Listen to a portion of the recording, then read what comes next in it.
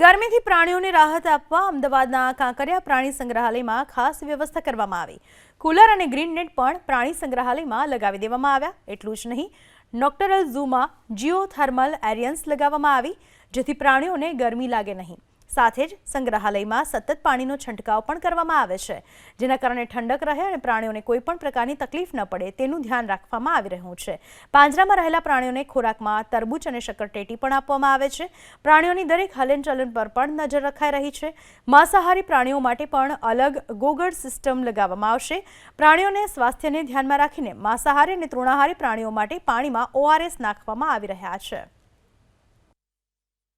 અત્યારે જેમ અમદાવાદ શહેરમાં આવતી ગરમીના ઋતુને તકેદારીના પગલાં રૂપે અમે લોકોએ પ્રાણી સંગ્રહાલયમાં બધી જગ્યાએ પાણીનો છંટકાવ કરીએ છીએ।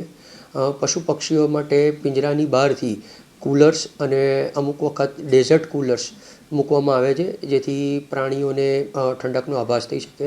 ઘણા પક્ષીઓના પિંજરામાં ખસની મેટ્સ ભીની કરીને લગાડવામાં આવે છે તથા કુલર્સ પણ મૂકવામાં આવે છે।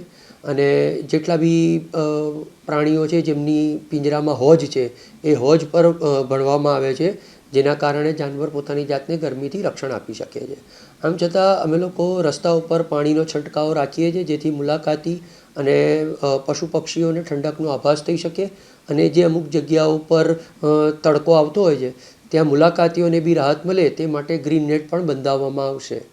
આમ સાથે પક્ષીઓના ખોરાકમાં તરબૂચ અને શેરડીનું સેવન બી ચાલુ રખાઈએ છીએ, જેના કારણે તેઓને ગરમીમાં ડિહાઇડ્રેશન ના રહે અને પ્રોપર ઠંડક મળી રહે।